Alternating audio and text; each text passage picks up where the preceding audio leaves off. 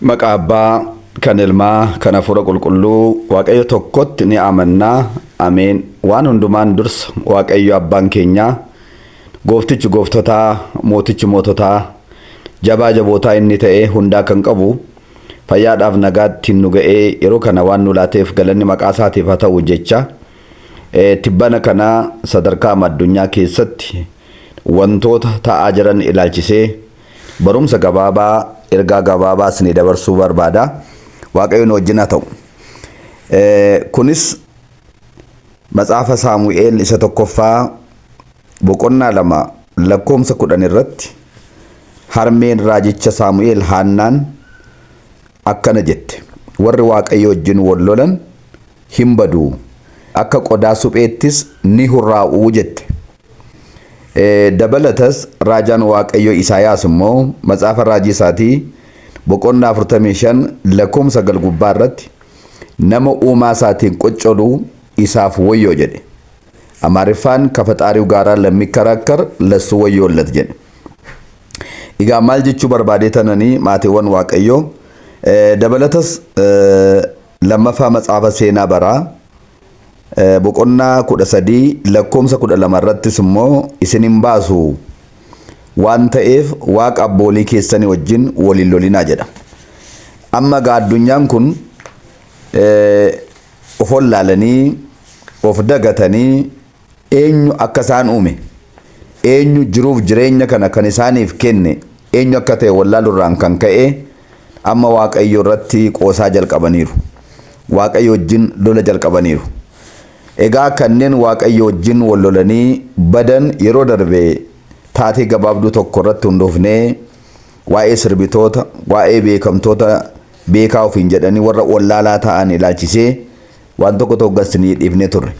Mee dabalata gidduu kana immoo biyya Ameerikaa keessatti magaalaa Los Angeles jedhamtu keessatti wanta ta'ee akka armaan gaditti sin daawwachiifnaa ilaala. Innis maal ennaa jettanii Waaqayyo hin jiru magaalaa kana keessa jechuudhaan qoosaa qoosanii jedha. Mandarri warra akkas jedhanii kun warra sirbaan beekaman, warra jiruuf jireenya addunyaa kanatti waan ga'an warra itti fakkaate, jireenya bareedaa akka foonitti jiraachaa jirra jedhanii kan yaadan, Waaqayyoon waaqessuu dhiisanii karaa seexanaarra bu'anii seexana kan waaqessan wanta isaan irratti ta'e sana ilaalchisee mee viidiyoo kana ilaaltu. Garuu kan nama dhibu biyya akkasii kana keessaati garuu akkuma yeroo Saadomiif Gamooraan gubatte Looxii fi ijoollee isaa akka keessaa baase. Akkuma yeroo bishaan badiisaan addunyaan kun badde Waaqayyo immoo Nohii fi haadha manaa isaa fi ijoollee isaa akkuma oolche magaalaa abiddi guddaan eessaa dhufeensaa kan hin beekamne qabatee kun hamma irraatti illee torban lamaaf qabatee gubaa kan jiru kana keessaati immoo kan oolan jiru. Innis nama biyya Itoophiyaati. Namni biyya Itoophiyaa kun manni isaa hin gubatin hafe, qabeenyi isaas hin gubatin hafe. Kan warra kaanii garuu naanna'ee daaraa ta'e maal akkamitti hin gubatin hafe kan jedhus viidiyoo isaas irratti ni ilaaltu. Inni maal ennaa jettanii mana isaa sana ala dallaa mana isaati irratti siidaa giiftii keenya Maaramiif siidaa gooftaa keenyaa Yesuus Kiristoos dallaa godhee waan ijaarrateef. Karaa adda biraas immoo mana isaa keessa Waaqayyo kan keessatti waaqeffamu waan ta'eef baay'eedha jettee cubbamoota wajjin tokko hin ta'in jedhe Siraak Matsaafa isaa keessatti. Kanaaf warra cubbamoota kana gidduu yoo jiraatan illee fooniif jedhanii garuu isaanii wajjin hojii isaanii isaa amaatti hin hirmaanne kunoo isaan akkanatti hin baraaramanii afaniiru. Mee egaa viidiyoo isaa kanatti taanee jiru mee daawwadhaan isiniin jedha. Waaqayyoon wajjin haa ta'u, hubannaaf ogummaa nuuf haa kennu. Egaa waa'een giiftii keenya Maaramiis hin qofamu kan jedhamus asumarraan hubadhaa isiniin jecha. Egaa waan hundumaafuu galanni Waaqayyoof haa ta'u mee daawwadhaa. Zeerootu Waaqayyoof kenname. Innis akkas ture. Kaalifoorniyaa iddoo Los Angeles jedhamu keessatti dorgommii artistoota bebbeekamootu ture. Sagantaa sanarratti artistoonni bebbeekamoon kun qaama galateeffatan himan. Isaanis kiriyuudhaaf sagalee 13tu kenname. Maamidhaaf immoo sagalee 3tu kenname. Waaqayyoof garuu yookaan gaariidhaaf sagaleen kenname 0 ture. Namni galateeffatu hin argamne jechuudha. Dubartiin sagantaa kana geggeessaa turtes immoo Waaqayyoof 0 kennamuunsaa akka waan rakkoo hin qabneetti ibsitee turte. Namoonni hirmaattota sagantaa sanaa ta'anis itti fufanii gammachuu isaanii ibsatanii wajjiniin hiyyaa turan. Kuni kan ta'e Jaanuwaarii gaafa guyyaa 5 2025 dha jechuudha. bifa nama ajaa'ibu guyyaa lama booda gaafa guyyaa torbaa jechuudha. Magaalaa sana guutummaa isaatti ibiddi to'annoo namaati ol ta'e magaalaa sanatti qabeenya guddaa fi wantoota baay'ee barbadeessaa jiraachuun isaa haasaa wayitawaa ta'ee mul'ateera. Qabeenyi iddoo sana keessatti gubate biliyoona 300 ol doolaaratti tilmaamama jedhama. Aga ammaatti iyyuu gubatee kan jiru jechuudha. Kunis immoo artistoonni Ameerikaa baay'een isaanii achi keessa kan jiraatanii fi namoota baay'ee ciccimoodha jedhamanii kan yaadaman iddoo isaan jiraatan ture. Siidaan gooftaa Yesuusii fi dubaroo Maariyaamitti iddoon itti ijaarame immoo osoo gubatiin hafuunsaa mata duree haasaa biraa ta'eera.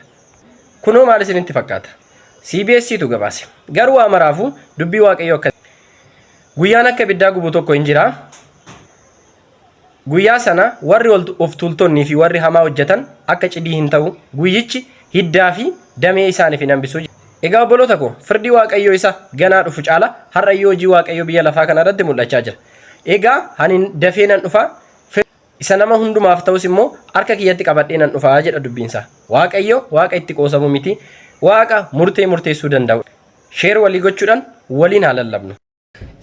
Namoonni baay'een keessanii gaaffii keessanii sababii abidda kanaa maaloodha kan jedhudha kan isin gaafattanii. Sababa abidda kanaa kana jedhee dubbachuun yoo natti cimeyyuu garuu namoonni kan isaan kaasanii dubbachaa jiranii isa dura Januwaarii gaafa 5 2025 or guraandhala gaafa 5 2025 tti taatee ta'e tokko ture jechuudha.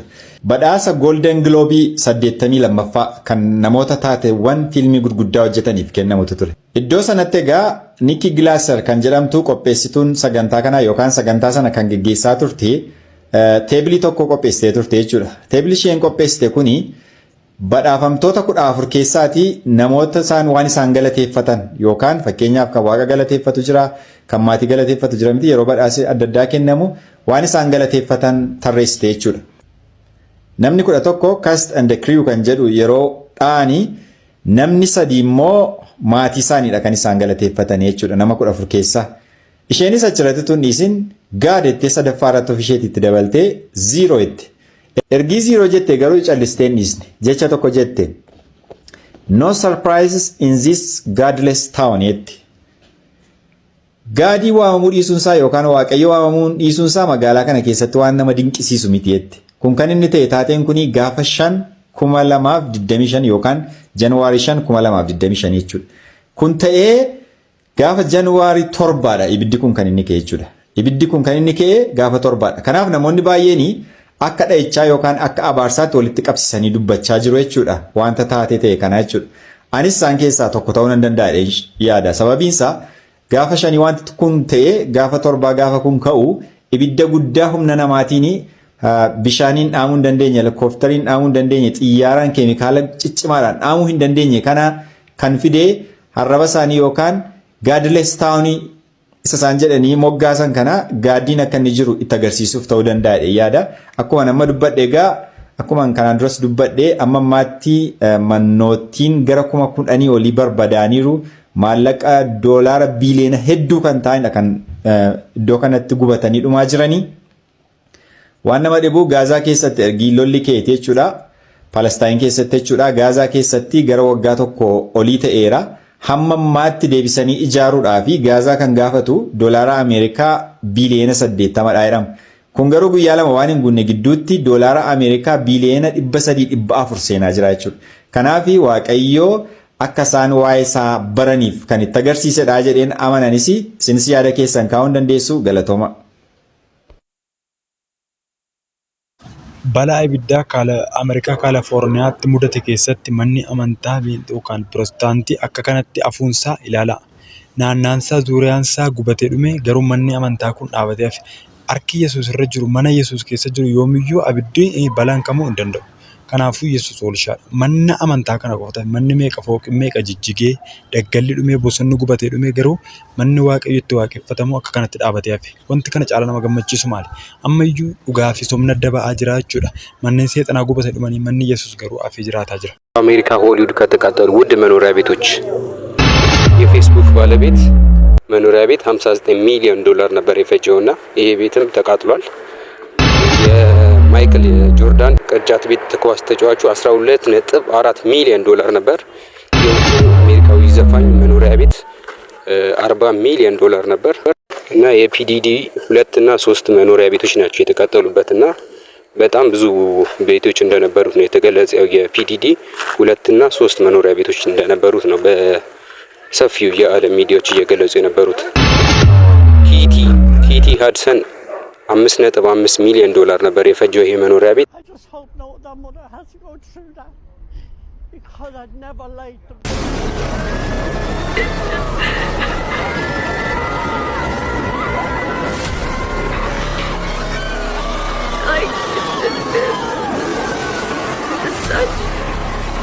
I couldn't do that.